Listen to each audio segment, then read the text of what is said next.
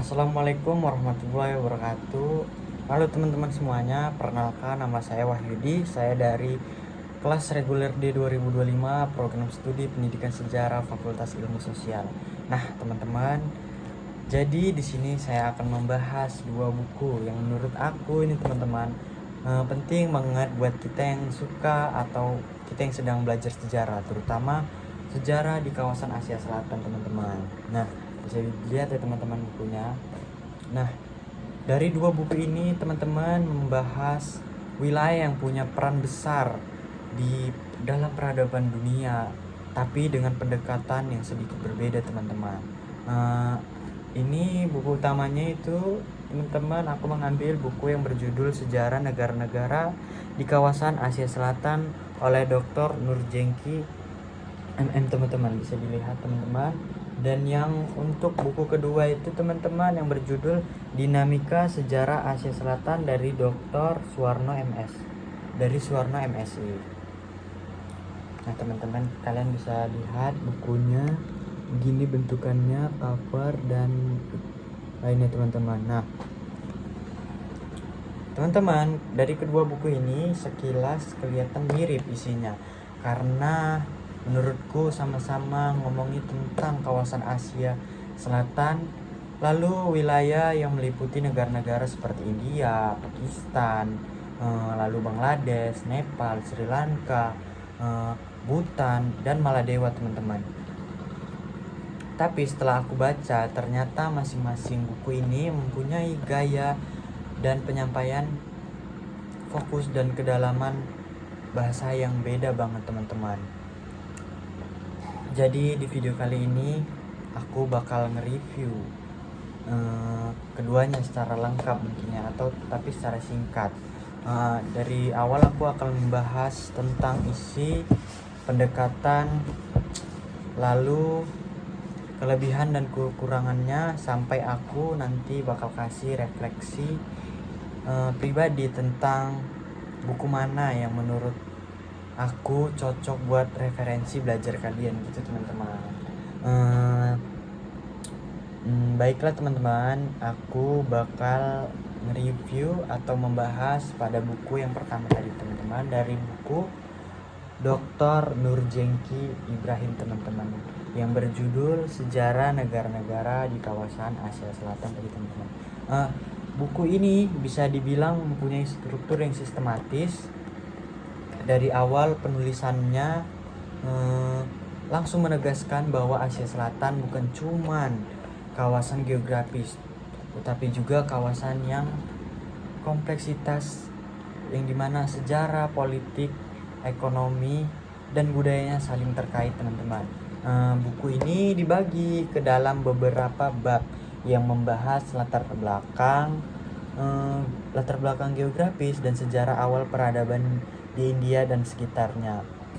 Lalu membahas periode kolonialisme Eropa, khususnya di Inggris, proses dekolonisasi dan kemerdekaan, teman-teman, sampai nanti kepada dinamika ya teman-teman. Sampai dinamika politik modern seperti konflik India Pakistan, perang di Kashmir, dan hubungan antar negara di kawasan itu. Satu hal yang aku suka dari buku ini adalah pendekatannya yang komparatif dan kronologis, teman-teman, dimana Dr. Nurjengki gak cuma nyeritain sejarah satu negara saja, teman-teman, tetapi juga ia melihat bagaimana sih hubungan antar negara itu membentuk identitas kawasannya. Misalnya itu waktu beliau membahas di konflik India Pakistan, teman-teman, beliau gak cuma bahas dari sisi politiknya, tetapi juga membahas dari sisi ideologi dan keagamaan. Jadi untuk kita pembaca bisa banget dapat gambaran utuh kenapa sih kawasan Asia Selatan itu sampai sekarang masih banget sering dilanda yang namanya ketegangan politik dan ekonomi. Nah teman-teman, selain itu buku ini juga kuat banget ya di bagian kajian politik internasionalnya. Terasa banget latar belakang penulisannya yang punya perspektif ekonomi dan hubungan internasionalnya, teman-teman. Tapi karena itu juga buat beberapa pembaca, gaya penulisan buku ini terasa agak-agak akademis banget ya teman-teman, agak berat di istilah dan teori. Jadi mungkin gak semua mahasiswa nyaman dari awal hingga akhir membacanya itu tanpa istirahat teman-teman, begitu. Lalu secara umum buku ini cocok banget bahkan untuk mahasiswa sejarah atau pendidikan sejarah yang pingin dapat banget pemahaman yang akademiknya tentang Asia Selatan gitu teman-teman. Lalu kita bisa masuk ke buku yang kedua teman-teman, yang berjudul Dinamika Sejarah Asia Selatan oleh Dr. Suwarno MSI tadi teman-teman. Kalau buku pertama tadi kan teman-teman terasa formal dan akademis. Buku ini lebih terasa naratif dan historis. Dr. Suwarno menulis seolah-olah sedang mengajak pembaca memahami cerita panjang perkembangan Asia Selatan dari masa ke masa. Di sini fokus utama dari buku ini adalah perjalanan sejarah dan dinamika sosial fokus utama dari buku ini yaitu teman-teman adalah perjalanan sejarah dan dinamika sosial di kawasan Asia tersebut. Suwarno banyak mengangkat kisah tentang kerajaan-kerajaan besar di India kuno seperti kerajaan Maurya, terus kerajaan Maurya, lalu Gupta teman-teman, lalu masuk ke masa penjajahan Inggris dan kemudian proses kemerdekaan India, Pakistan dan Bangladesh. Yang menarik dari buku ini itu tidak hanya fokus pada politik saja, tapi juga kebudayaan, agama dan kehidupan sosial masyarakat Asia Selatannya juga dibahas teman-teman. Misalnya itu ketika membahas sistem kasta di mana ya teman-teman, di India. Dr. Suwarno ini tidak hanya menjelaskan secara deskriptif, tapi juga mengkaitkannya dengan dampaknya terhadap struktur sosial modern di kawasan sana ya teman-teman. Hal ini bikin buku ini lebih humanis karena pembacanya bisa melihat bagaimana masyarakatnya sih berubah, bukan cuma negaranya aja. Kalau dibandingkan dengan buku Dr. Nurjengki tadi teman-teman pada awal tadi, buku Suwarno lebih cocok menurutku pribadi buat pembaca umum atau mahasiswa yang pengen banget dapat gambaran besar tentang sejarah Asia Selatan tanpa terlalu banyak teori politik teman-teman, karena bahasanya lebih mudah dipahami dan kadang terasa seperti membaca narasi sejarah populer teman-teman. Nah, jadi teman-teman, karena aku sudah membaca kedua buku tersebut teman-teman, jadi di sini aku akan membandingkan gitu, membahas tentang perbandingan dari kedua buku tersebut teman-teman. Yang pertama dari Dr. Nurjengki Ibrahim dan buku dari Dr. Suwarno teman-teman. Kalau dibandingkan secara langsung, kedua buku ini sebenarnya saling melengkapi teman-teman. Karena dari Dr. Nurjengki Ibrahim itu lebih kuat di aspek analisis politik dan ekonomi kawasan, sedangkan Dr. Suwarno lebih unggul di narasi historis dan aspek-aspek sosial budaya. Dari segi struktur, buku Nurjengki ini teman-teman terkesan lebih formal dan akademik, cocok untuk buat bahan kuliah atau penelitian. Sementara buku ini dari Dr. Suwarno teman-teman terasa lebih fleksibel, bisa dibaca sebagai bahan refleksi atau pengantar untuk memahami sejarah Asia Selatan secara umum teman-teman. Buku Nurjengki ini teman-teman banyak mengangkat hubungan antar negara seperti konflik diplomasi dan pembangunan ekonomi pasca kolonialisme teman-teman. Sedangkan buku Suwarno tadi lebih menyoroti kehidupan masyarakat dan warisan budaya, yang dimana mulai dari sistem kepercayaan, mulai dari sistem struktur sosial sampai dengan dampak kolonialisme terhadap identitas nasional teman-teman. Kalau diibaratkan buku Nurjengki itu seperti seperti peta politik Asia Selatan teman-teman. Sementara buku Suwarno itu seperti cerita kehidupan masyarakatnya. Tapi dua-duanya penting, tergantung kebutuhan kita sebagai pembaca sih teman-teman. Lalu kita membahas tentang kelebihan dan kekurangan dari kedua buku ini teman-teman. Nah, kita bakal bahas kelebihannya dulu ya teman-teman. Nah, kelebihan dari buku sejarah negara-negara di kawasan Asia Selatan yang dari Dr. Nurjengki Ibrahim ini teman-teman, analisisnya kuat dan tajam, terutama di bidang politik dan hubungan internasional.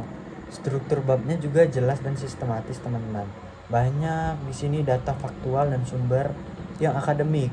Cocok banget dijadikan bahan referensi akademis untuk tugas kuliah. Sedangkan kekurangannya itu teman-teman, di sini bukunya itu bahasanya agak berat dan terlalu formal untuk pembaca umum teman-teman.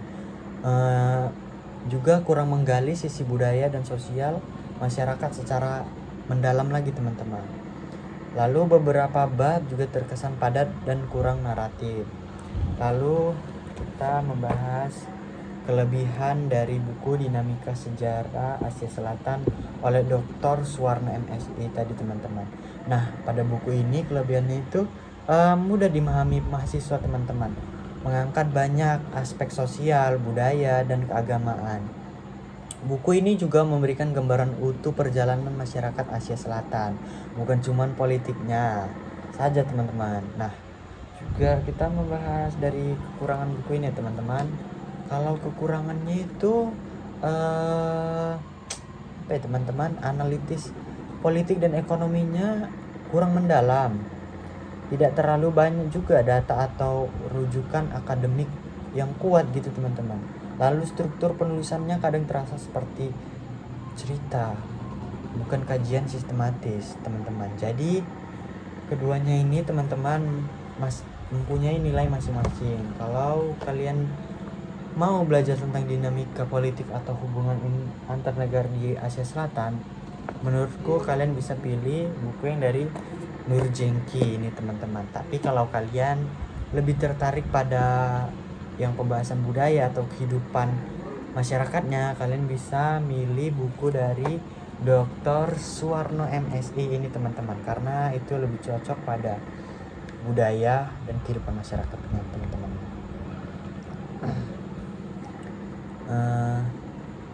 Mungkin sebagai penutup, dua buku ini teman-teman sama-sama membuka wawasan kita bahwa kawasan Asia Selatan itu tidak hanya cuma wilayah geografisnya, tetapi juga ruang sejarah yang penuh dinamika, konflik, budaya, dan kebangkitan bangsa. Menurut aku pribadi teman-teman,